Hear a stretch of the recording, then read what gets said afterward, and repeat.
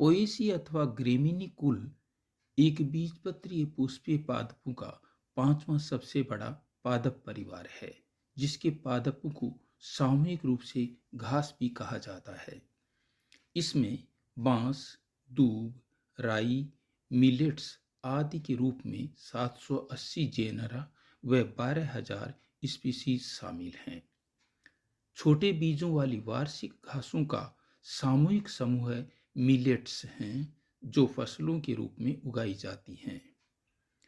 मोटा अनाज कही जाने वाली मिलेट्स में कंगनी, शावा, कोदा, कुटकी, रागी, चेना, ज्वार, बाजरा आदि शामिल हैं। जलवायु सही मिलेट्स को विश्व के 131 देशों में उगाया जाता है और ये विश्व के लगभग 59 करोड़ लोगों का परंपरागत खाद्य हैं। भारत में मिलेट्स का सर्वाधिक उत्पादन होता है। इसमें भी पर्ल मिलेट यानी बाजरा का उत्पादन और भी ज्यादा होता है। शुष्क जलवायु व रेतीली मिट्टी में ट्रैक्टर या देसी हल से जुताई कर बोए जाने वाला मोटा अनाज बाजरा कम पानी या कम बरसात में आसानी से खूब पनप जाता है। बाजरे में जलवायु अनुकूलन की बेहतरीन क्षमता होती है। उच्च तापसह्य क्षमता के कारण यह ग्लोबल वार्मिंग के दौर में भी सरलता से पनपता है। इसे कोई विशेष सिंचाई या खाद की जरूरत नहीं रहती है। फलतः यह रेतीली, शुष्क, बांझ या उपजाऊ किसी भी भूमि में हो जाता है। बाजरा सूखे, न्यून मृदा उर्वरता, कम नमी और उच्च ताप वाले क्षेत्रों के प्रति अच्छी तरह से अनुकूलित होता है। जखड़ा जड़ों की उपस्थिति और सामान्य भूमि में पनपने के कारण बाजरा के साथ खरपतवार कम होती है, जिसके फलस्वरूप सामान्य निराई गुड़ाई से भी बाजरा अच्छी वृद्धि करता है। यह उच्च सैलिनिटी या निम्न पीएच वाली मृदा में सहजता से बढ़ता है। विपरीत परिस्थितियों को सहेजने की क्षमता के कारण यह उन क्षेत्रों में भी उपज जाता है जहां मक्का या गेहूं नहीं उपज पाते हैं। यही कारण है कि पर्ल मिलेट बाजरा मरु क्षेत्रों, पहाड़ी इलाकों व मैदानी भूमि सभी जगह उपजता है। पर्ल मिलेट या बाजरा का वैज्ञानिक नाम पेनिसेटम ग्लोकम है। इसके समानार्थी वैज्ञानिक नामों की सूची में सैंक्रम अमेरिकन समेत लगभग 50 नाम हैं। बाजरे का पादप 2 फुट से लेकर 12 फुट तक की ऊंचाई प्राप्त कर लेता है। घासीय पादप होने के कारण बाजरे का तना बेलनाकार, खोखला व पर्णसंधियां लिए होता है। पर्णसंधियों पर एकांतर क्रम में पत्तियां और चोटी पर पुष्प रूप में बाली विकसित होती है। बाजरे की बाली को सिट्टा भी कहा जाता है। पुष्प स्पाइकलेट्स में व्यवस्थित होते हैं, जो स्पाइक्स में समूहित होती हैं। बाली प्रारंभ में गहरी हरी होती है। विकास क्रम में पुष्पन के समय बाली हल्के पीले से गहरे पीले या हल्के केसरिया रंग में परिवर्तित होकर बहुत नयनाभिराम लगती है। बाली में दाने पड़ने के समय बाली पहले दूधिया रंग लेती है और इसके पश्चात पकने पर बाली का रंग गाढ़ा होता जाता है। बाजरे की बाली में स्थित ये दाने ही पर्ल मिलेट्स कहलाते हैं। दाने 3 से 4 मिलीमीटर लंबाई में अंडाकार होते हैं। इनका वजन प्रति 1000 बीज 2.5 ग्राम से 14 ग्राम तक हो जाता है। मिलेट्स को सकारात्मक, तटस्थ व नकारात्मक 3 श्रेणियों में बांटा गया है। खाद्य के रूप में उपयोग करने के बाद स्वस्थता को बनाए रखने वाले मिलेट्स तटस्थ मिलेट्स कहलाते हैं। पर्ल मिलेट बाजरा भी तटस्थ मिलेट है। बाजरे में जलवायु अनुकूलन की बेहतरीन क्षमता होती है, जिससे इसे हर प्रकार की भूमि, ताप की विपरीत परिस्थितियों और बहुत कम संसाधनों से प्राप्त किया जा सकता है। वर्तमान जलवायु परिवर्तन के दौर में भी यह आसानी से पनप जाता है। यही कारण है कि हमारे देश में यह आंध्र प्रदेश के तटीय इलाकों, तीव्र ताप वाले मरुप्रदेश राजस्थान से लेकर उत्तरी भारत के ऊपरी इलाकों तक में उपजता है। राजस्थान, हरियाणा, उत्तर प्रदेश, मध्य प्रदेश, आंध्र प्रदेश, महाराष्ट्र व गुजरात में तो ये खूब उपजता है। देश के 4 मिलियन टन बाजरा उत्पादन में राजस्थान का हिस्सा 56% से भी अधिक है। कम उत्पादन लागत के कारण जीवन रेखा बदल देने वाली इस फसल का उत्पादन अब लगातार बढ़ रहा है। राजस्थान में वर्ष 2021 में बाजरे की बुआई का रकबा 42 लाख हेक्टेयर था, जबकि वर्ष 2022 में बुआई का रकबा बढ़कर 44 लाख हेक्टेयर हो गया है। बाजरे की फसल अधिकतम 90 दिन में पककर तैयार हो जाती है। बाजरे की गुणवत्ता व पकने का समय भी बाजरे के बीज पर निर्भर करता है। वर्तमान में हमारे देश में राजस्थान, गुजरात, कर्नाटक, आंध्र प्रदेश आदि क्षेत्रों के स्थानीय बीजों के साथ साथ विभिन्न उन्नत बीज भी बोए जाते हैं। बाजरे की वर्तमान में ICMB 155 से लेकर नंदी 70-72 तक लगभग 2 दर्जन किस्में खेतों में बोई जाती हैं। बाजरे के बीज की किस्म के आधार पर ही फसल का पकना तय होता है। बाजरे की पकती फसल 3 अवस्थाओं से गुजरती है। प्रथम अवस्था में बाजरे की बालियां दूधिया दाना लिए होती हैं। फलतः बालियां दूधिया नजर आती हैं। द्वितीय अवस्था में दानों का रंग बीज की किस्म के आधार पर दूधिया से बदलकर दूसरा होना शुरू हो जाता है। पकने की तीसरी और अंतिम अवस्था में बाली के दानों का रंग गहरा होकर सफेद, हल्का सुनहरा, हल्का स्लेटी या हल्का बैंगनी हो जाता है। ऐसे में आप देख रहे हैं खेतों में खड़ी बाजरे की फसल का दृश्य अत्यंत मनोहारी होता है। प्रकृति लंबे समय के बाद स्थान विशेष के लिए फसलें निर्धारित करती है। बाजरा भारतीय परिस्थिति के अनुकूल व कम रिस्क फैक्टर वाली फसल है। हर परिस्थिति में लंबे भंडारण के उपयुक्त बाजरा फसल कम संसाधनों से प्राप्त की जा सकती है। जुताई व निराई गुड़ाई के बाद फसल की कटाई भी मानव श्रम व साधारण उपकरणों से संभव है। बालियों का प्रसंस्करण तक बाजरा तनु से किया जा सकता है। बाजरे की फसल से अनाज लेना बहुत सस्ता, सुगम व सरल है।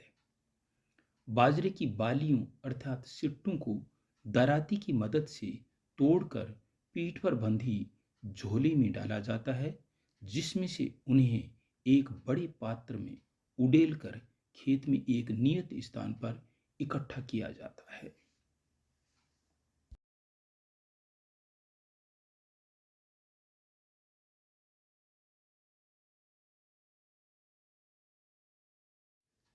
इस नियत स्थान पर सिट्टू को परत दर परत जमा कर एक बेलनाकार या फिर शंक्वाकार ढेर का रूप दिया जाता है, जिसे पूंजली कहते हैं।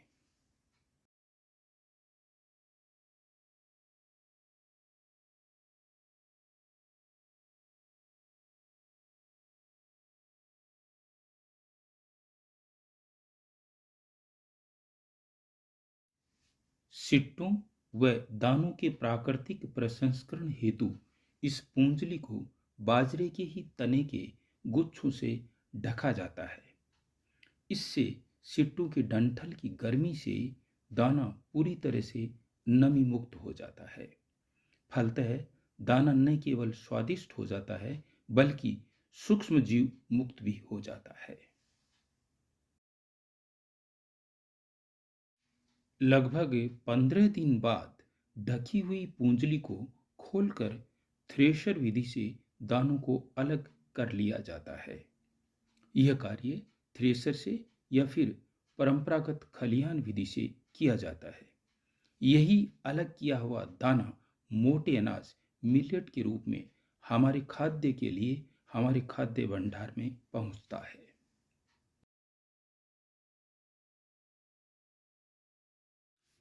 बाजरा चोकर रहित दानों वाला नेक्ड ग्रेन मोटा अनाज है। यह पोषक तत्वों का शानदार स्रोत है। Phosphorus, protein, fibre, iron, calcium व खनिज से समृद्ध है। मात्रात्मक दृष्टि से वसा 5%, vitamin 220 IQ, ether extract 0.40%, albuminoids 1.3%, पचनीय कार्बोहाइड्रेट 20%, प्रोटीन 10%, काष्ठ तंतु 15.8% और राख क्षार 2.5% तक पाया जाता है। वस्तुतः पर्ल मिलेट बाजरा पोषणीय धान वर्ग का मोती ही है। खाद्य के रूप में बाजरे का उपयोग 3 रूप में होता है। पहला साबुत दाने के रूप में, दूसरा कूटे हुए अर्थात थ्रेश्ड दाने के रूप में और तीसरा उपयोग बाजरे के आटे के रूप में होता है। साबुत दाने के रूप में इसका उपयोग दूध या दानों के समय ही होने लगता है। दूध या दानों के सिट्टों को आग में सेक कर दानों को निकालकर सीधा दानों को ही खाद्य के रूप में लिया जाता है। इन सिके हुए दानों को पॉपकॉर्न न कहकर मोरन कहा जाता है। मोरन के रूप में बाजरे का सेवन बहुत पौष्टिक व बलवर्धक होता है। साबुत दाने का दूसरा सर्वाधिक प्रचलित उपयोग परंपरागत खाद्य घूगरी के रूप में होता है। बाजरे को साबुत दानों के रूप में ही पानी में पका लेने पर घूगरी तैयार हो जाती है। घूगरी पर शक्कर डालकर उसे पकवान के रूप में परोसा जाता है। बाजरा बाहुल्य क्षेत्र में नामकरण के दिन घूगरी ही परोसी जाती है।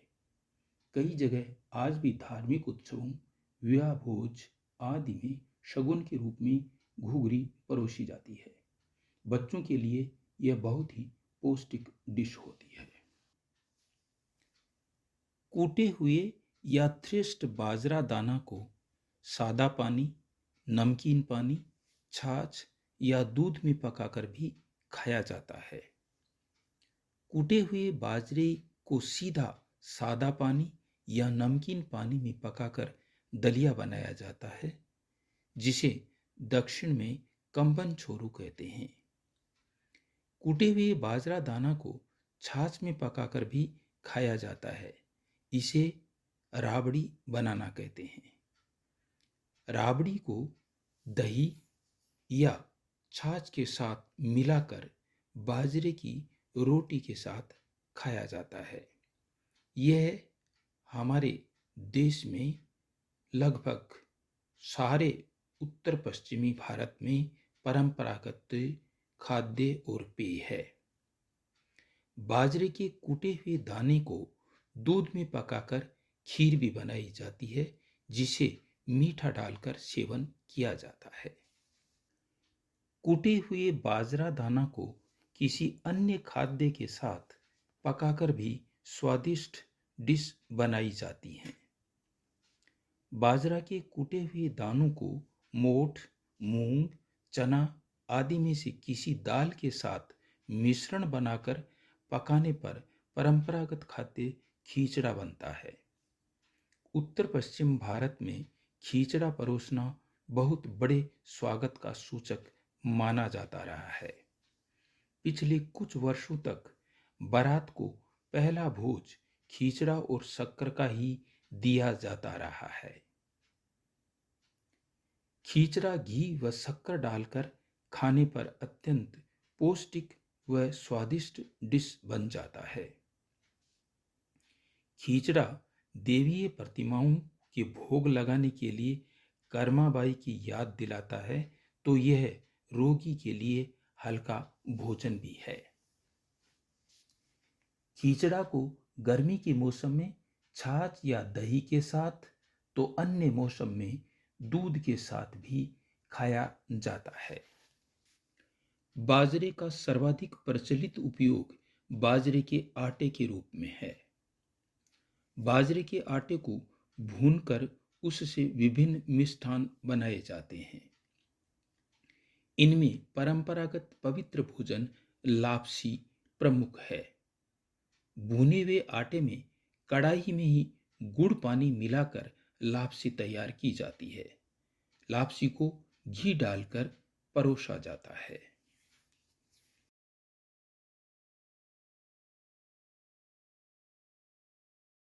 बाजरे के आटे को भूनकर उससे पौष्टिक पाउडर भी बनाया जाता है। इसे क्षार कहते हैं। बाजरे के आटे को भूनकर उसे थोड़ा ठंडा कर उसमें शक्कर या चीनी बुरादा मिलाकर इसे तैयार किया जाता है। फिर डिब्बों में भर लिया जाता है। यह मिष्टान शुभ अवसरों पर रिश्तेदारों को मिठाई के रूप में बांटा जाता है, तो यात्रा के समय नाश्ता हेतु भी लिया जाता है। बाजरा आटे का नमकीन पानी, गुड़ मिले मीठे पानी या चीनी चाशनी के साथ पेस्ट बनाकर ढोकला, मीठी मठरी, बाजरा कुकीज, बाजरा लड्डू, डोसा व इडली बनाए जाते हैं।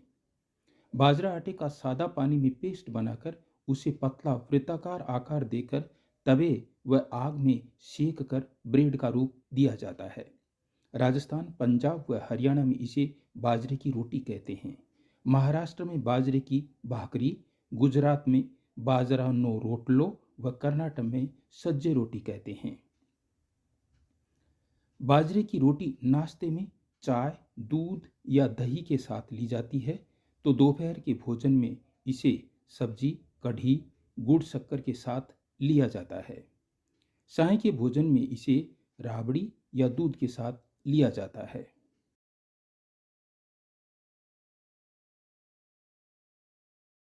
बाजरे की रोटी को गुड़, शक्कर या महीन चीनी के साथ चूर कर उसमें घी मिलाकर चूरमा बनाया जाता है।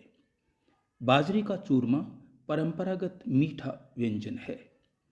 बाजरे का चूरमा धार्मिक सहभोजों में दाल या खीर के साथ परोसा जाता है। उत्तर पश्चिम भारत के कई क्षेत्रों में बहु बेटियां पीहर ससुराल जाते समय शगुन के रूप में बाजरे के चूरमा का लड्डू ही अपने साथ ले जाया करती हैं। चाहे जापान, कोरिया व चीन हो या फिर चाहे अफ्रीका, साहेल व नामीबिया हो, सभी जगह पर नाम भेद के साथ बाजरा के इन्हीं 3 रूपों से व्यंजन बनाकर सेवन किया जाता है। पर्ल मिलेट बाजरा कार्बन 4 प्रकाश संश्लेषण पथ वाली घास है, जिन्हें वार्म सीजन घास कहा जाता है। हमें चाहिए कि पारिस्थितिकी की वार्मिंग परिस्थिति में हम इस फसल को अधिक से अधिक प्राप्त कर एक पोषणीय खाद्य के युग की ओर बढ़ें।